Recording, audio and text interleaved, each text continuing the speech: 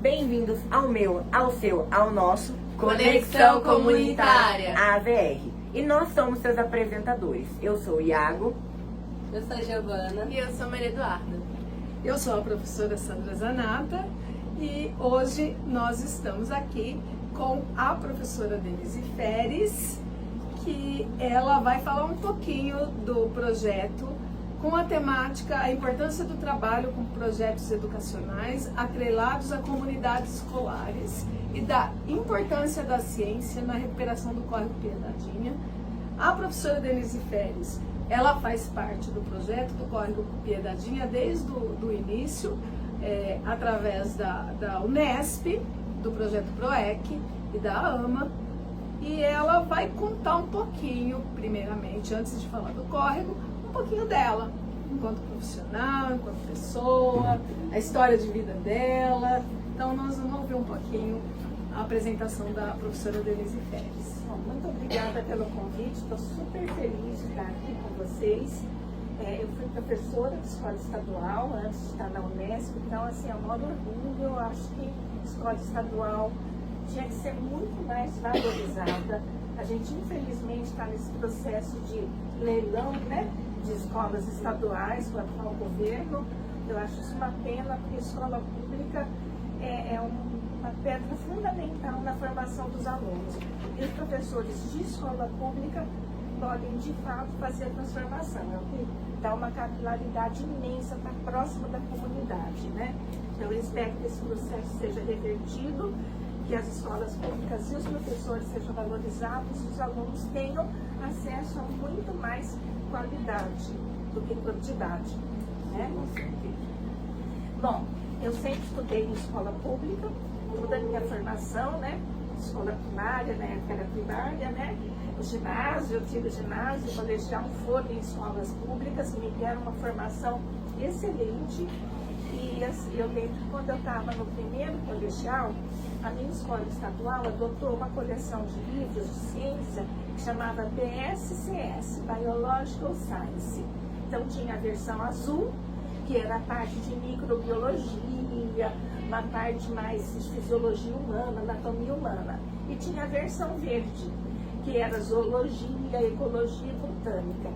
E eu tenho esse livro da versão verde até hoje, né? Primeiro colegial B, eu era número 8 da sala. Nossa! Tá lá escrito, por isso que eu lembro. E é a minha paixão, eu tenho o maior ciúme, eu já emprestei esse livro, mas assim, sabe?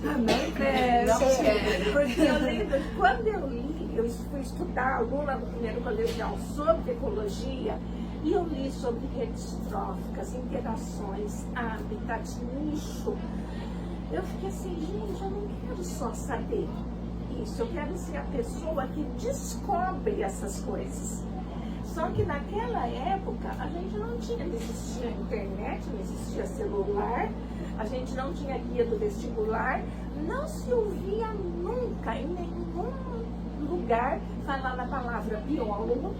E aí eu não sabia que faculdade que eu tinha que fazer para poder estudar isso e poder trabalhar com isso.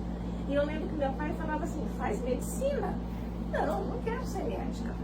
Né? Não é a minha, não aguento ficar lá, imagina fazer cirurgia, né? Gente doente, sofrendo, eu vou ficar doente junto, não é a minha, né? E aí eu lembro que eu estava já no cursinho, que eu fazia o colégio de manhã e fazia um cursinho à tarde para prestar o vestibular. E eu lembro que meus pais mudaram de cidade, sempre mudavam, e quando a gente mudou para uma cidade relativamente grande, que era Bauru, para Lençóis Paulista, que era perto, mas era uma cidadezinha pequenininha, eu detestei. Aí, quando a gente mudou, eu fiz amizade com algumas pessoas, um deles era um estudante de agronomia na Unesp de Botucatu. E ele, conversando com ele, falou assim, mas o que você quer fazer é biologia. Então, mas biologia eu descobri que tem no Instituto Sagrado Coração, em Bauru, que era uma faculdade particular. Mas é só para ser professor. Eu quero ser professora, mas eu não quero só, eu quero ser cientista. Aí eu falei, então você tem que fazer biologia na Unesp de Botucatu, porque Lençóis é no meio do caminho entre Bauru e Botucatu, é tipo 40 quilômetros de uma, 50, era tudo ali. Aí eu falei, nossa, biologia como é que é, né? Falei, aquele moço lá está fazendo biologia lá em Botucatu, vai conversar com ele. Aí eu fui, né? E estou conversando até hoje, que a gente está casada há 44 anos. É o marido dela, é o esposo. É meu marido, eu conheci ele assim. Gente, que bacana! Descobri a história de amor da Denise Pérez, é maravilhoso. Você viu o que é? Que legal! E aí ele me explicou como é que era a biologia lá em Botucatu, que eu podia fazer pesquisa lá. Já apaixonou pela biologia? Pela biologia, pelo informante. E aí eu prestei o vestibular. Sinceramente, eu não sei como eu passei, porque física era uma negação. Eu lembro que eu tinha uns amigos que sabiam física, coisa dinâmica, um trem saiu tal hora de tal lugar, vai que o outro saiu de tal lugar, que horas que eles cruzam com velocidade. Eu só sabia ótica. Então acho que eu não zerei porque caiu uma questão de ótica. E eu passei. Legal. E depois que eu passei, assim, eu me dediquei assim.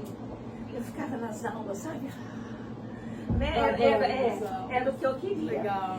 Menos no terceiro ano. Que aí, como tem a faculdade de medicina lá, tinha muita matéria que era junto com os alunos de medicina. E não era a minha praia. Então, patologia, nossa, você tinha uma lâmina, você tinha que descobrir o que era pela célula, descobrir um trombo, formou aonde, pelo tecido e qual o caminho que ele seguiu no corpo e do que a pessoa morreu. Isso não é para biólogo, né? Tinha microbiologia, que é uma matéria muito legal, mas a que eu tive não era, você tinha que ficar decorando. Tal bactéria, tal meio de cultura, dá uma colônia agregada, desagregada, com borda lisa, com borda irregular, de tal cor. Você tinha que decorar. Eu falei, olha, eu não preciso decorar. Se eu fosse trabalhar com isso, eu colava na parede. Pronto, né? Então, assim, se vocês forem lá na Unesp de Botucatu e tivesse alguns dos meus professores lá ainda, você pergunta de mim. Nessa área mais médica, você falou, Denise, porque eu brigava com todo mundo, eu passava, mas agora você foi perguntar de mim na zoologia, na botânica, na ecologia, na parasito, aí a gente é outra tem Denise. Na faculdade uma da disciplina que a gente não tem habilidade, que é uma coisa Ou que integrada, não te atrai, né? né? Que não atrai. Não No é meu a sua caso praia. foi aerofotogrametria Nossa. e fotoimagens aéreas. Quando ele falava sobre pixel, não sei o que, lá satélite, eu boiava. Para que eu tenho que analisar as imagens, mas não fazer a imagem. E por que eu tenho que aprender isso? É o caso da Denise Pérez, né? Sim, exatamente. E aí hoje, né, eu trabalhei no meu mestrado e no meu doutorado com lixo ecológico e hábitat. Eu trabalho com isso, que foi a minha paixão no primeiro colegial. Então, assim, é uma alegria imensa poder fazer isso. O grupo que eu uso para entender lixo ecológico, hábitat, diversidade de espécies são os anfíbios, sapos, rãs e pererecas. Porque não dá para você trabalhar com todos os grupos, você tem que entender aquele grupo, a história natural, como eles vivem, tem que saber identificar e diferenciar cada espécie, né? Então é difícil trabalhar com muitos grupos, você precisa de uma equipe, os especialistas em cada grupo. Então, os anfíbios para mim são no meio de eu entender efeito de poluição, o que determina onde ocorrem mais espécies, é a quantidade de vegetação, é o tamanho das lagoas, onde que eu encontro mais espécies, o que essas espécies precisam para serem protegidas e conservadas, elas competem entre elas, qual é o efeito do parasita, do predador nessas espécies. Então essa é a minha área de pesquisa. Então a sua história, a sua formação foi essa. E aí é bem bonita, né? Porque nasce no próprio ensino médio, na escola, né? O interesse. E a gente já percebe até nos alunos. Eu, como professora, já percebi em vocês o que vocês mais gostam. Então, eu consigo pegar as habilidades assim, que é o podcast, justamente porque já gosta dessa parte de comunicação. E com tudo que você conquistou, você está satisfeita com o que aconteceu na sua vida? Muito, nossa, eu não tenho como agradecer, porque eu ter trabalhado, assim, você trabalhar com aquilo que você ama fazer, isso não tem preço. Por mais sacrifício que seja, e não duvidem, foram muitos sacrifícios. Por exemplo, eu fazer meu doutorado, a gente só tinha um carro. e eu tinha uma filha de 2 anos, e eu fiz o doutorado na Unesp de Rio Claro. Então eu pegava um ônibus, eu descia na estrada, na Washington Luiz, eu atravessava a pé a Washington Luiz, o ônibus ia até Limeira. Eu atravessava a pé, passava embaixo de um viaduto, caía a pé até a rodoviária. Lá eu pegava um ônibus para ir até o centro de Rio Claro, ficava esperando outro ônibus para chegar na Unesp.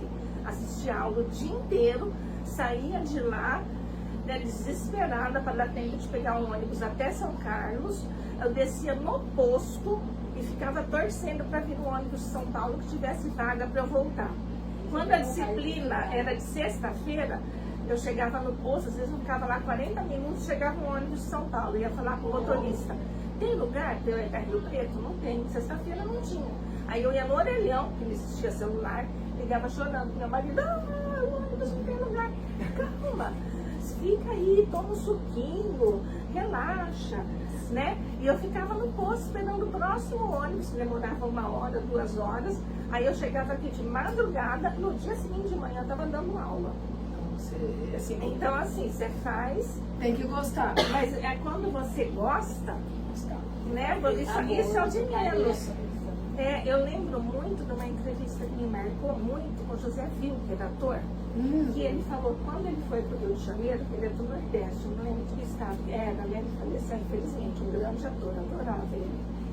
Ele conta que ele chegou no Rio, ele não tinha dinheiro nem para pagar a pensão.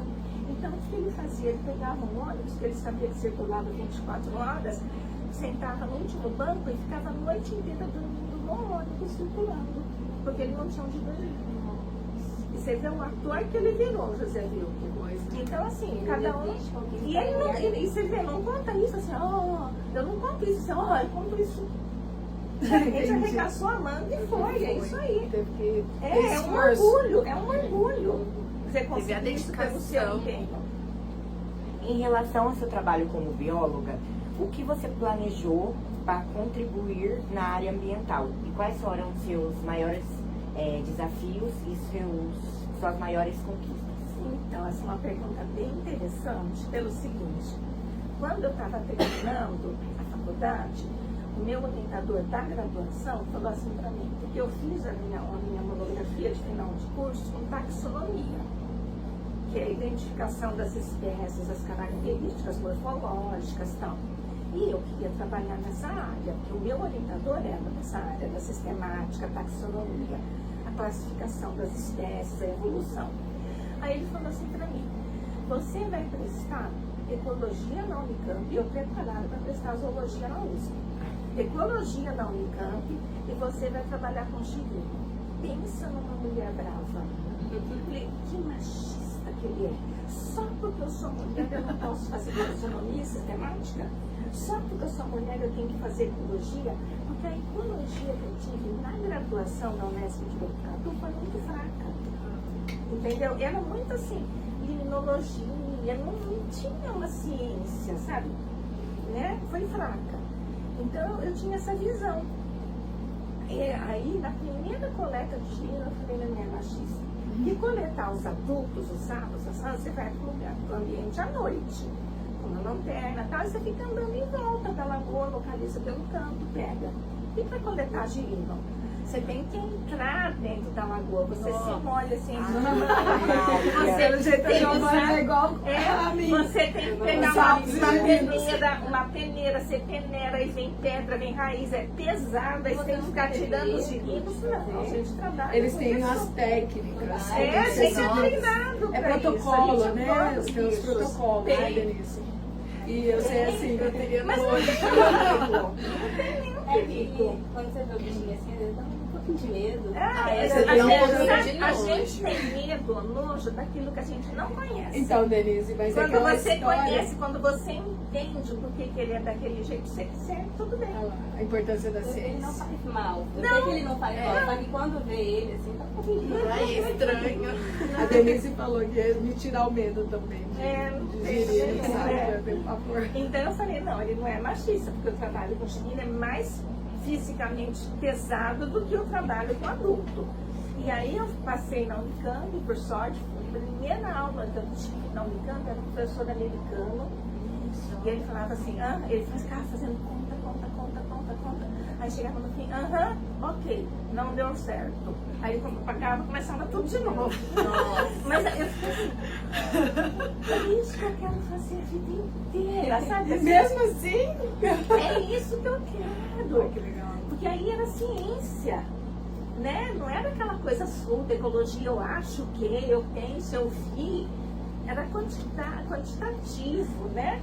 Aí eu fiquei apaixonada assim, com as aulas, com o curso, amei. Então você vê a sensibilidade do meu ex-orientador de perceber, acho que ele percebia no campo, pelas minhas perguntas, que não eram de taxonomia, eram de ecologia. Professor, É importante, como a Sandra falou, percebe de vocês, né? Mas aí, só continuando, quando eu na Unicamp, como tinha essa formação muito científica, naquela época, gente, eu entrei no pós da Unicamp em 84, os pais de vocês nem tinham nascido. Então, naquela época, a Unicamp, para se firmar o curso de ecologia como uma coisa científica, separava muito a questão ambiental. Ambientalismo é uma coisa, ecologia é outra. Então, a minha formação foi totalmente apartada, separada de ambientalismo. E eu lembro que na década de 90, meu marido começou um movimento para salvar a floresta do antigo Instituto Federal Agrícola. Nossa, naquela época já. Foi ele que conseguiu, chamou o pessoal da Secretaria de Meio Ambiente de São Paulo e que conseguiu que ali fosse uma estação ecológica. Por causa da quantidade de nascer, foi ele. Que hoje é uma pena que está destruída pelo fogo, né? Como chama seu esposo? Reinaldo Félix. Você trabalha com ele também? Ele, Você falou que você estudou com ele, mas você trabalha com ele? A gente trabalhou no mesmo departamento da Unesp a vida inteira, mas ele é outra área. Ele é taxonomista, ele trabalha com classificação de animal e de ácaro. Ácaro de planta, sabe esses ácaros, praga de seringueira? Ele descobriu e descreveu as espécies. Ácaro de laranjeira, ele tem mais de 60 espécies que ele descreveu. Legal. Então é outra área, mas assim, a gente era do mesmo departamento. E os filhos seguiram as áreas? Não, a minha filha fez letras, ela é professora de português e inglês, mas ela casou com um biólogo ex-aluno meu. Ah lá. Você que apresentou? Não. Eles se conheceram porque assim, quando ela entrou na faculdade, ele já tinha se formado. Então eles não se conheceram na Unesp, eles se conheceram na vida, foi uma coincidência mesmo. Coincidência, né? O trabalho bastante, né? Então, fala um pouquinho da Unesp, né? Como instituição pública, de que maneira ela cumpre o papel social? Você pode contar um pouco como é o seu trabalho realizado lá dentro e o seu papel com as comunidades? Então, a Unesp, eu acho que é uma das universidades estaduais que a gente tem em São Paulo, tem a USP, a Unicamp e a Unesp, são três. Depois a gente tem as federais, né? A UFSCar, a Universidade Federal do ABC, a Unifesp, né? Mas a Unesp, eu acho que ela é a mais próxima da comunidade, porque ela é que tem maior número de campi, que é o plural de campus, em várias cidades. Ela está presente em mais de 25 cidades ao longo do estado de São Paulo.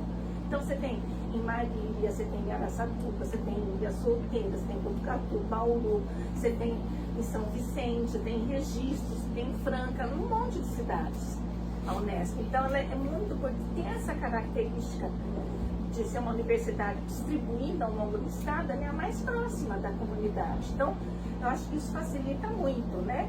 Por exemplo, aqui a gente sempre procurou ficar muito próximo da comunidade e isso vem se fortalecendo muito nos últimos 5 anos. Né? Então, a pró-reitoria, a universidade tem 3 pró-reitorias, a de pesquisa, a de pós-graduação, a de 4 de graduação e a de extensão. A pró-reitoria de extensão, ela está incentivando, né, isso. E como a gente tem um programa de pós-graduação, que é os alunos que já se formaram na faculdade, que querem fazer mestrado e doutorado. E a gente tem um programa bom de pós-graduação em biodiversidade. E esses programas, eles são avaliados por um órgão do MEC, que é a CAPES, Coordenadoria de Aperfeiçoamento de Pesquisa e Ensino. Né? É avaliado e recebe uma nota. e tem os critérios para dar a nota. Aí nos últimos 5 anos, um critério que tem um peso enorme é a extensão para a comunidade, a interação da universidade, do pós-graduação com a universidade. Então, eu acho que a Unesp... PROEC, né? A própria PROEC tinha que estar... PROEC. Então, o problema, eu já vou falar aqui, é o seguinte, a Unesp e o governo estadual são extremamente burocráticos. Então, por exemplo, nesse projeto PROEC, a gente recebeu uma verba, 10 mil. Que é muito pouco. Muito pouco. E eu não consegui usar tudo. Por quê? Vou contar para vocês como é que é. A gente recebe uma tabela, tudo com quadrado colorido por mês. Então, em março, você pode pedir para comprar isso, isso e aquilo. Em abril, você pode comprar isso, isso e aquilo. Em maio, isso. Se você não pediu em março, você não pode comprar mais ao longo do ano inteiro. E para você comprar, você tem que conseguir um orçamento no nome da Unesp, do CNPJ da Unesp, no formato que a Unesp exige. E as grandes empresas não fornecem. Não. Calunga, Leroy, não fornecem. A gente não entra nesse tipo de concorrência, não fornecem. Então eu não consegui comprar cartucho, eu não consegui comprar um monte de coisa. Algumas vezes aconteceu de eu conseguir o orçamento, mas ter virado o mês. Aí eu não podia mais comprar. Tinha que ser mais... Tinha que ser mais ágil, mas, né?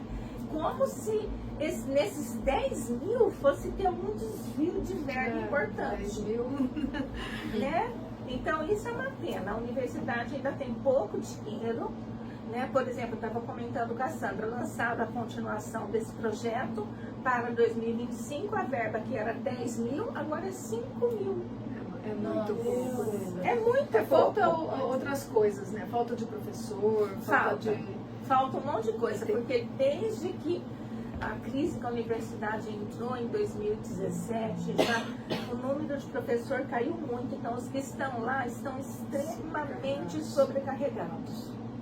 Que nem no PDG que você estava contando, que além de tudo está muito difícil um professor para se responsabilizar para escrever o projeto PROEC novamente. Porque assim, todo mundo que eu fui procurar já está coordenando outro projeto de extensão, além da pesquisa, além das aulas, além das orientações, além da burocracia. Então um está coordenando o projeto Universidade no Bosque, outro está coordenando o projeto Unesp na Represa. Todo mundo tem projeto de extensão já. E seria bacana a continuidade, né? Talvez voltadas para córregos urbanos, como modelo aqui, sim, né? Eu acho que esse projeto aqui ele é um modelo para a cidade. A minha intenção é propor, de alguma forma, a gente precisa conversar depois, isso como uma matéria na TV, chamar como um modelo para a cidade. Sim. Então, agora a gente vai falar sobre o Córrego Piedadinha. Através da Unesp, você participou ativamente no projeto de revitalização do córrego Piedadinha, que é organizado por nós, junto com a professora Sandra Zanata. Bom, qual foi sua visão quando soube do projeto Piedadinha? Bom, eu fiquei sabendo a primeira vez do projeto Piedadinha pela AMA, Associação Amigos de Mananciais. Eu entrei em contato com a AMA, chamei o Paulo. O Paulo indicou a Denise para o trabalho pedagógico, a Cirlei com o trabalho pedagógico na escola, e aí... E a Dirce também, a foram as Dirce. primeiras pessoas que vieram. E eu era da comissão científica da AMA, agora eu estou na diretoria executiva. Né? E aí eu conheci, aí eu comecei a participar pela AMA. E assim, sempre que eu vejo, porque assim, como eu falei, a minha formação na Unicamp foi separada do ambientalismo, então eu achava o ambientalismo uma coisa menor. Só que basta você ver o que está acontecendo no mundo, você fala, não, ambientalismo é a coisa mais importante hoje. Tanto que mesmo a Unicamp já mudou, os programas de ecologia já mudaram, tem disciplina de recuperação de hábitat, legislação política ambiental, né? Tá todo mundo percebendo a importância disso, né? Então, hora que sempre que eu vejo uma comunidade, uma escola, um movimento se unindo em prol do ambiente, eu falo, esse é o caminho. Quero estar vendo. Esse é o único caminho, porque se você for esperar dos políticos, não vem nada. Pode vir se você pressionar muito. E para pressionar muito, você tem que juntar uma boa quantidade de pessoas, fazer barulho. Então, eu vim com todo o apoio para isso. Eu já conheci a Sandra lá do Carramona, da escola, de outro projeto. Assim, a ideia é desde o princípio, por isso que eu procurei a AMA, procurei a Unesp, procurei comunidade, juntar todos, a escola, os alunos, porque o interesse partido deles. Sim, eles apontaram os problemas. Então, juntar tudo, porque realmente, como você disse, é a força. É a força. É a força. É a união. E aí, quando surgiu o PROEC, a parte mais difícil estava feita. Estava pronto, era só colocar a metodologia científica nessa ação, que é o que a gente fez. Então, a gente estava mostrando a biodiversidade do córrego, nas áreas arborizadas e não arborizadas, o microclima nas áreas arborizadas e não arborizadas. Com isso, a gente vai ter dados científicos que comprovem a importância da preservação. Não é só uma impressão nossa, a gente vai ter dados. Por exemplo, na semana retrasada, que a gente veio fazer uma amostragem do microclima, a Evelyn estava fazendo essa parte. Ela mediu a temperatura, a gente mediu na nascente, a gente faz em 3 pontos. Na nascente, uma parte super poluída, grande problema. É bem difícil. E mais para baixo aqui na área do Seu João. Aí a gente estava medindo na área do Seu João, e ela falou, professora, acho que o equipamento quebrou, porque está dando 41 graus. Falei, nossa, no sol. Falei, nossa, não, mas é muito. Estava previsto 35, não 41. A gente desligou. Na área do Seu João? No sol. Tá. No sol. Aí a gente desligou o equipamento, ligou de novo, 41,1. Aí fomos para a sombra. 33. Diferença, né? A diferença. Isso mostra o efeito da árvore em diminuir a temperatura. Isso é um dado científico que comprova. E a gente vai ter réplicas, vai ter análises estatísticas. Então você consegue provar. Então acho que o PROEC veio com essa parte científica. E a temperatura lá na nascente, no sol e na sombra, está bem maior ainda. Muito maior. Das plantas. E mesmo na sombra que a gente mexe naquela árvore grande que tem lá, única, é quente, porque é uma única árvore. Entendi. Então ainda precisa mais. Vai demorar para regenerar a área lá ainda, né? Precisava de mais Seu João, né? Mais pessoas. Ao longo do precisava também de mais manutenção por parte da prefeitura, porque verdade, a comunidade plantou. O viveiro ofereceu água, mas assim, precisa a comunidade não quebrar, né? E precisa a prefeitura fazer uma manutenção, que nem o capim lá está super alto. Só que se for mostrar com o trator, eles batem no tronquinho das árvores, a árvore morre. Eu vi esses dias eu já liguei, ele ligou, ele vai fazer. É que essa época de chuva cresce muito rápido. Mas então um pouco funcionando. Então, isso aqui. E a Secretaria de Meio Ambiente aqui, municipal é a que recebe a menor verba da prefeitura. Inclusive, a gente recebe verba do município Verde Azul. Então, é uma verba muito boa, que vem por causa da atuação da Secretaria de Meio Ambiente, mas não é repassada para a Secretaria, essa verba. Então, como você já está falando, né? Você já visitou a área do Córrego Piedadinha antes e depois. Como você avalia as mudanças que vêm do córrego? E se você puder falar um pouquinho sobre os problemas encontrados na localidade de Piedadinha. A área da nascente, ela mudou totalmente, porque a gente tinha uma erosão imensa lá, né, esgoto, né, sendo depositado, isso foi controlado, foi feito encanamento, inclusive depois que foi feito teve, né, a gente foi lá nessa, tinha um vazamento, aí descobriram que era um desvio irregular, eles jogam cal, não sei o que é, segue, né? Tiveram vários vazamentos ao longo, inclusive nós mesmos fizemos a denúncia. Então foi feita uma obra de engenharia lá, que a gente assustou pelo impacto, mas que no fim realmente controlou a erosão, foi plantado, só que assim, agora precisa que essas mudas cresçam. A gente sabe que demora Mas segundo o Otton, ele já substituiu uma grande proporção das mudas. Eu mesma já pedi, Então, pelo pedido do seu Doni lá. E outra coisa que vai precisar falar com o Otton, eu vou entrar em contato, estou entrando em contato com eles vídeos aí, que está invadindo Leucena ali. não, é só leucena. Então, mas na própria plantio nosso. No plantio? Então Leucena vai ter é que terrível. arrancar elas, Leucena porque elas é não terrível. vão deixar As outras as crescerem. outras crescerem. Né? A leucena é um problema sério, porque ela brota de qualquer pedacinho que fica de raiz, ela brota. E assim, agora, lá tem que substituir as mudas, elas estão demorando para crescer um pouco, porque tem algumas pessoas que quebram. Né? A gente não sabe quem é, mas a maior parte... Colocaram o gado lá, eu tive que fazer denúncia. Tem descarte de lixo por parte da comunidade também, a gente tenta fazer essa parte de educação ambiental. Não tem, assim, um aparato assim, da Secretaria do Meio Ambiente, no sentido que o pessoal é muito pouco, o funcionário é muito pouco.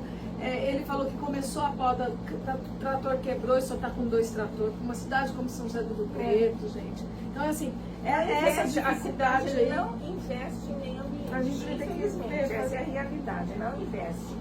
Mas, assim, um pouco também que o clima mudou muito, já mudou. E as árvores plantadas lá, que são árvores de floresta estacional, que é o que a gente tem na nossa região, elas não estão resistindo ao sol.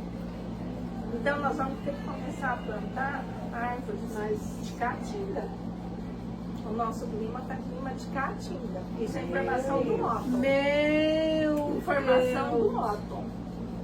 Então pode fazer isso, de colocar espécies não nativas na região?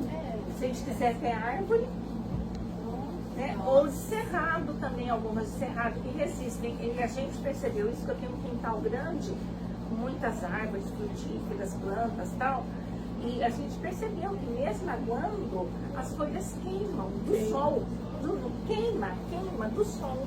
Ai, que dó. Então, assim, já mudou muito, então isso também está... Agora, isso é uma coisa que está muito bem encaminhada, apesar desses problemas. Eu já vi o cerrado, ele corre risco de sumir. Sim, virar caatinga. Tá virando caatinga. E a caatinga desertificando. Tá acontecendo isso já. A Antártica tá ficando verde. Olha que assustador. O verde são fungos? São briófitas e plantas de tundra. Tundra? Aquela planta. Não, a mudança climática que a gente vai ver, as pessoas não caíram ainda a ficha. Não caíram. A gente vai ver. A gente vai ver uma mudança muito grande. Negacionismo. E assim, assusta, porque o que eu vou fazer? É isso. Tem que fazer local, como corre do Piedadinha, é o que a gente pode fazer. Né? Então, muitas pessoas, até eu tenho uma palestra sobre a crise climática, né? Para um grupo de estudos em psicanálise. Né? E a minha fala inicial e a final foi a emergência climática e a síndrome do avestruz. O que é a síndrome do avestruz? Tem um problema imenso. Eu escondo a minha cabeça, não quero nem saber. Mas ainda vai sofrer. Não adianta. Mas assim, tem gente que não consegue reagir. De cada um. Mas assim, se você tem que mostrar que existe o que ser feito, mas as pessoas têm que se unir. E com as redes sociais, em vez de que podia ser um meio de união, está causando mais desunião. Né? Então, acho que a gente, quando vai abordar essa questão, eu estou percebendo isso agora, a gente tem que abordar não só contando o que está acontecendo, mas apontando um caminho de ação, para que as pessoas não fujam do problema e saibam que é possível lidar com isso. A gente vai evitar? Não.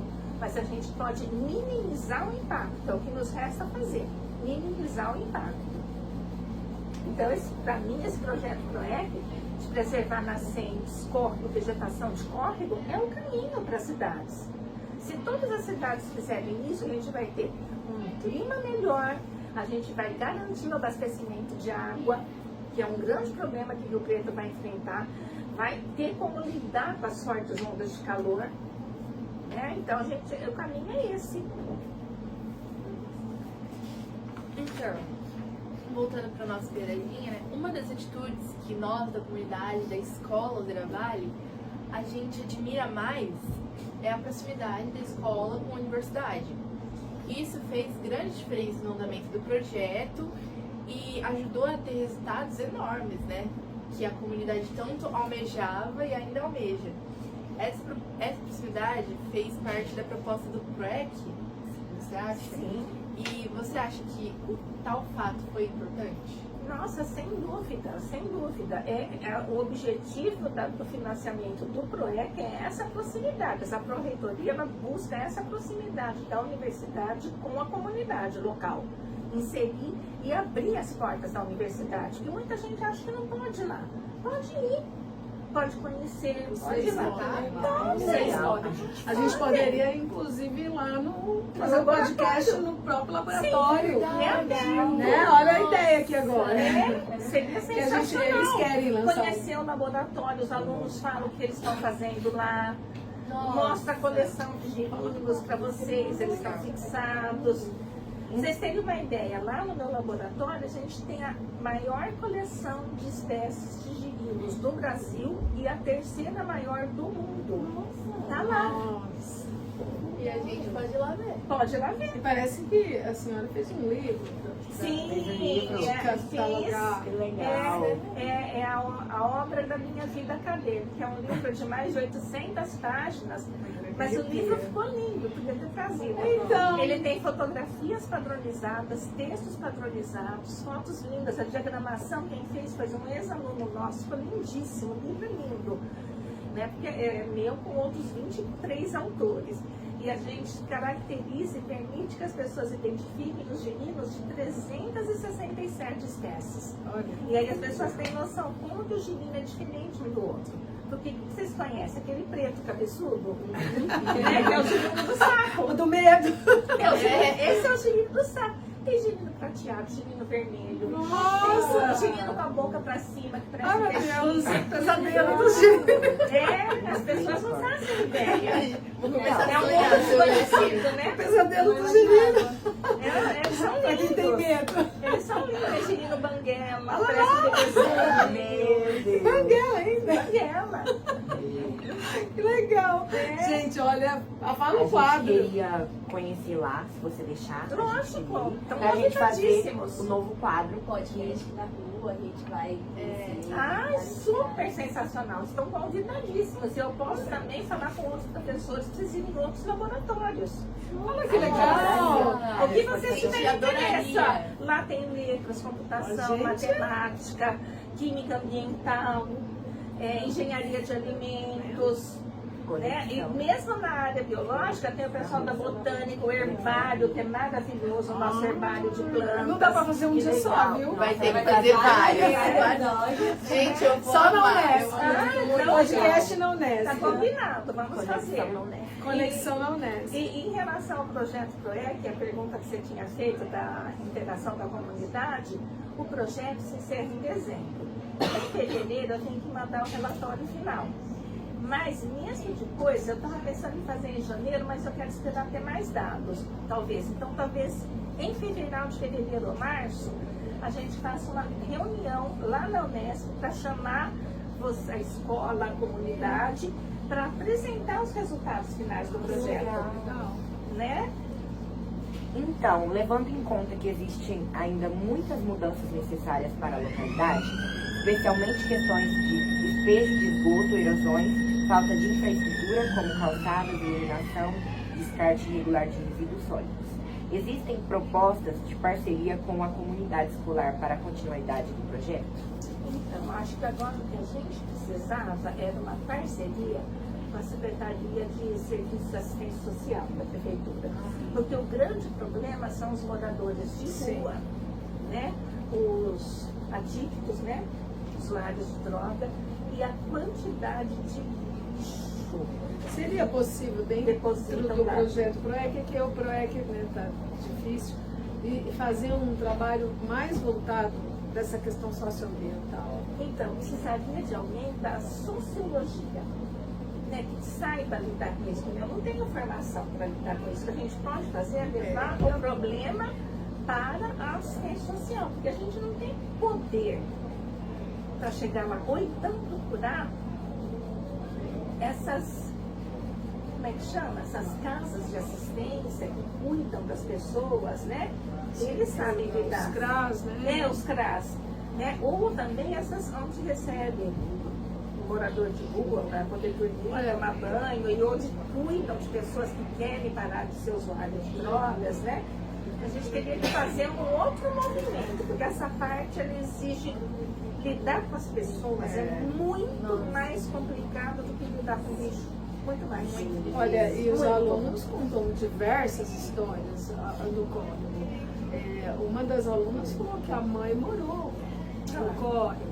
Muita gente mora. E a questão não foi droga, a questão foi desemprego, que não tinha onde morar. E Então é complexa a questão. a outra fala que tem um senhorzinho, eu passo, dá pra ver que tem uma casinha ali que ele fez.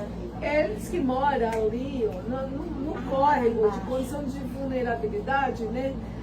Há mais de 30 anos. Então, como é que coisa você assim. Como é que você remove Ele uma não. pessoa? É a casa dele. A casa dele é ali no córrego. É complicado. Então tem que ter pessoas especializadas. Teve um dia que eu ia descer, porque nós aqui, nós fizemos um estudo com fotos, né, desde o começo. Eu ia descer para fazer o protocolo com a Bianca da Unesp, que ela foi a dissertação de mestrado dela, e não teve condição de descer aqui mais próximo da escola, pro lado de lá da área do seu João. Na hora a gente já voltou e já saiu, porque ali é morador usuário. É um dos lugares que a gente...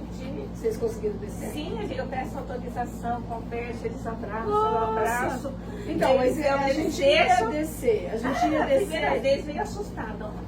Vocês são da prefeitura? Eu falei, não, nada, é de prefeitura, não quero fiscalizar, não. Eu tô aqui com os Vocês fizeram coleta lá, então? A gente coleta lá. Ah, Mas não, é um então. lugar pior. É o do pior. cheiro. Cheiro, é isso que eu ia falar. Tinha um galinheiro com galinha morta, Nossa. um quadrado, Ah, o de banheiro, metal, tudo com deles um porco vivo dentro. O porco não consegue se virar, precisa denunciar isso. Assim, as meninas, os bolsistas de iniciação não dão conta. Você Passa desce mal. as meninas, tudo. Assim, mas Porque um a dia- gente vai numa equipe grande. É. Senão, e tem sempre uma pessoa Então, forte ali junto. Mas senão, gente, é eu perigoso. estava com respaldo. Eu estava com respaldo. é. Mas as pessoas que estavam fazendo o respaldo não, falaram assim, ó, complicado. não tem condição de descer Não. agora, porque eles estão todos, eles usam a palavra noiada. né? Ah, tá. Então, você pegou naquele outro momento. Naquele momento eu não Tá. tinha. Eu não peguei esse momento. É. Mas é isso. Então, eu acho que a gente precisa de uma equipe treinada, porque é muito complexo. Também você tem... Os motivos são diversificados para isso. Tem os adictos, tem os moradores que não têm emprego, não têm outra opção, tem de tudo. Você tem que saber lidar com cada situação. Vamos lá. Agora é a 14. A última, vamos lá, Cia. Bom, da visita da área já falou, né? Das mudanças climáticas já falou também. Então vamos lá.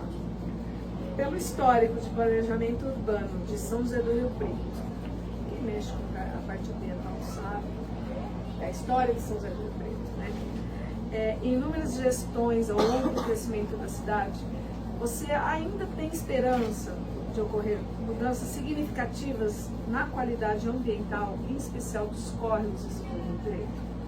Então, assim, nós temos um histórico de planejamento urbano ambiental que nunca teve, juntamente, né? Não se pensou a parte de córregos, de parque ciliar, nunca se pensou nessa parte, né, ambiental. E você tem alguma esperança que isso venha a acontecer, ser incluído dentro do planejamento e projetos urbanos? Só por meio do movimento popular. Só por meio do movimento popular, pressionando que a gente vai conseguir. Né? Eu estou com um grupo de amigos que tem um movimento que chama Cidadãos pelo Clima. Não é vinculado a nenhum. Participa a AMA, participa a Unesp, participa, mas ninguém é o protagonista. Né?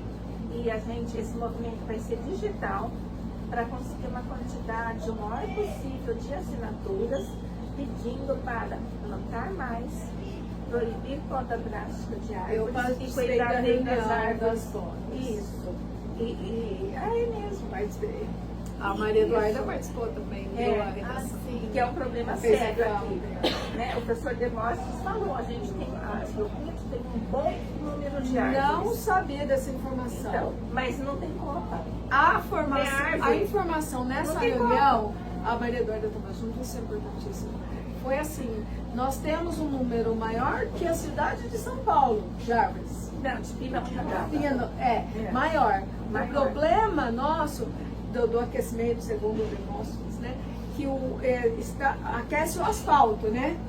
O asfalto é a maior fonte de calor urbano é o asfalto. E o que acontece? Faz poda brusca das árvores e não tem sombreamento do asfalto. E aí tava uma briga lá que eu percebi, gigante, né? Com os podadores. Isso, exatamente. Porque aí você entra na questão do trabalho deles. Exatamente. E o morador E o que ele falou? E eles falam, o morador Exatamente. chega lá que a Giovana falou. não foi o que ele falou. O morador pediu o trabalho deles.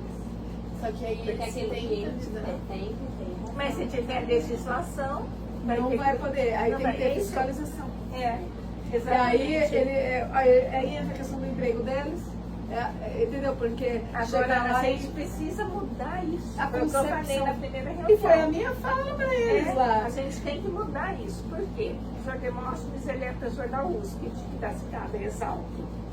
E ele fez esse trabalho num monte de cidades do estado de São Paulo. Ele conhece Sim, muito. ele mostrou Eu nunca vi a árvore de cigano no preto. Tudo quadradinho, botadinho, sem copa. Você não tem a função. O que faz a função da árvore é a copa, é a sombra, é um monte de folha. Você não tem um monte de folha. Quantas folhas tem uma muda? 300 folhinhas, uma mudinha? Quantas folhas tem uma árvore adulta? É isso que faz a diferença. A sombra é maior. Isso é isso. Então precisa.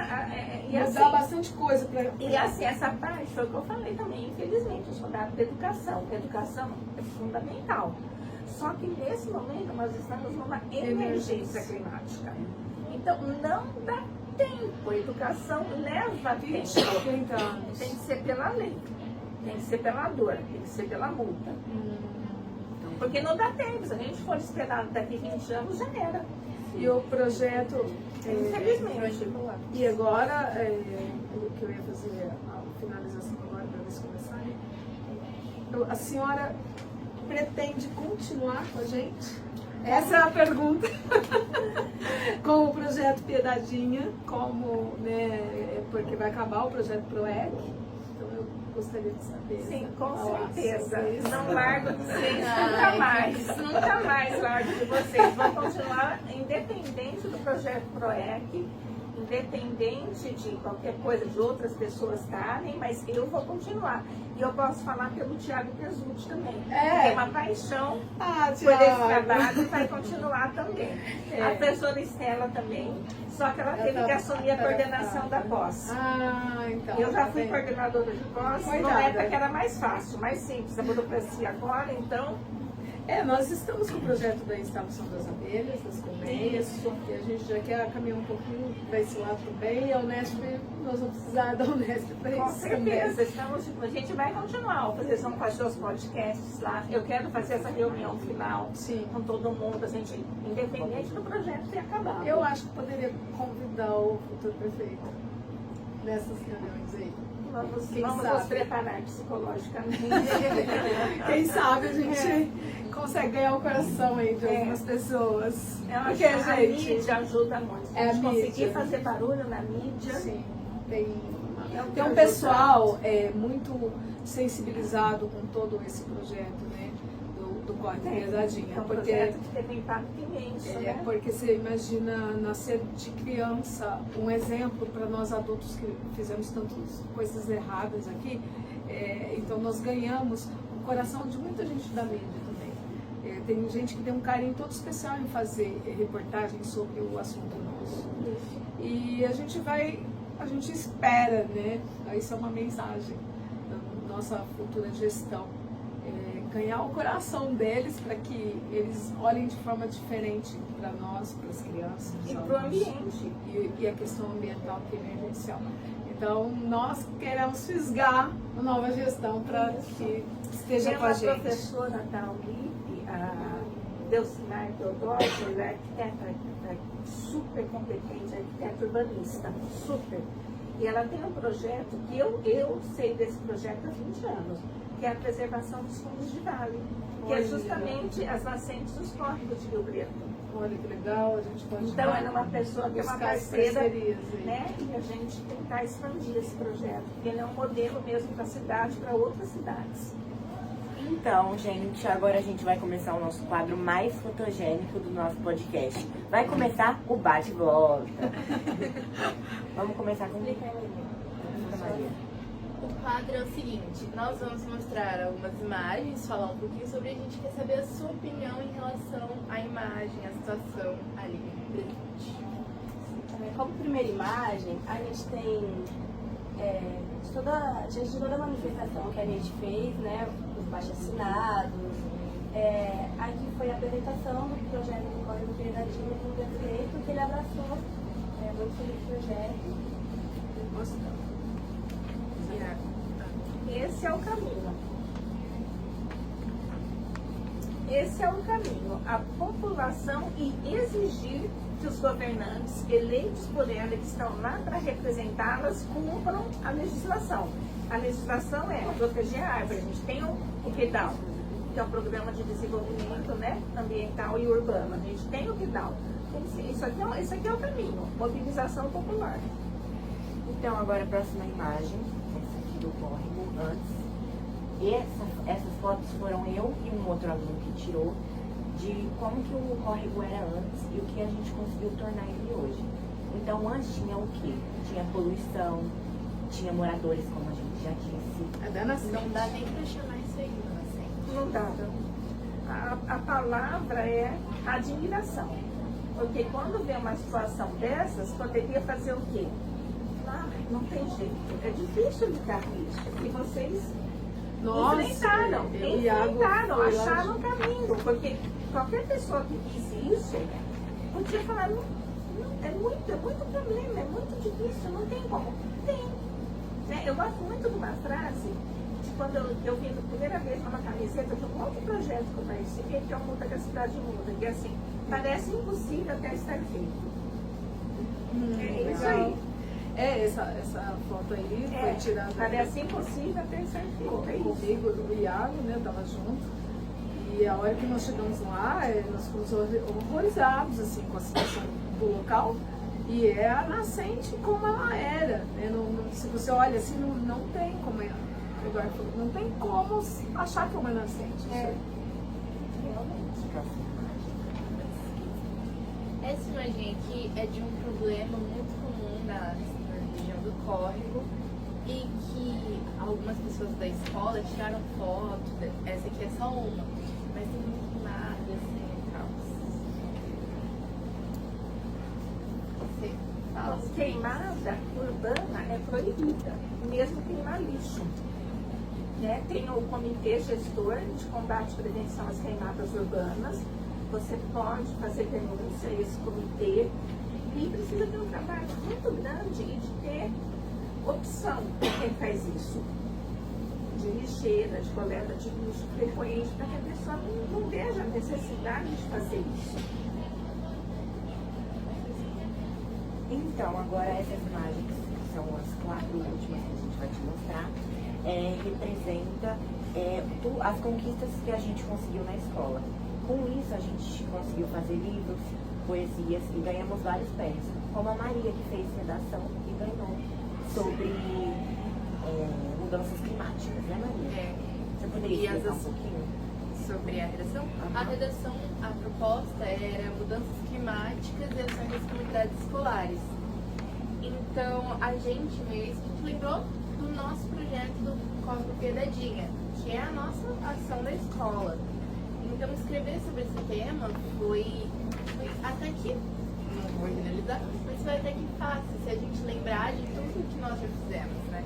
Tantas Isso. propostas. E isso a gente conseguiu também com a sua ajuda. Muito obrigada. Parabéns, Maria, pela conquista, parabéns para todos vocês. E essas imagens, elas mostram a força da união. A união tem que superar as diferenças. É isso que a gente precisa para seguir em frente, para conseguir.